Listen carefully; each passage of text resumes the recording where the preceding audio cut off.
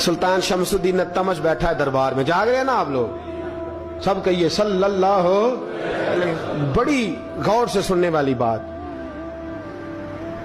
ایک دن سلطان شمس الدین تمش دربار میں بیٹھا ہے, قاضی عدالت بھی بیٹھے ہیں, مقدمات سنے جا رہے ہیں. باہر سے رونے کی آواز آنے لگی, چیخنے چلانے کی. بی بی بیان کر رہی,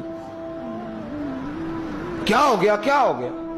وہ ٹال لگے ہوتے تھے بادشاہوں کے, وہ بجنے لگے, زور ہونے لگا. بادشاہ نے کہا اس فریادی کو جلدی بلاؤ. وہ اندر عورت آئی تو چیخ چیخ کے رو رو کے اس نے اپنے کپڑے پھاڑ پھاڑ کے, برا حال, 2 مہینے کا بچہ. لوگ اس کی آہو زاری پر اس کی طرف متوجہ. بی بی کیا ہوا, پانی پلاؤ بٹھاؤ, یہ کیا ہو گیا. کہنے لگی لٹ گئی, عزت برباد ہو گئی, تباہ کر دی گئی. میں کیا ہوا. کہنے لگی بادشاہ ایک شخص میرا غیر شرعی خامند بنا, پھر مجھے حمل ہوا,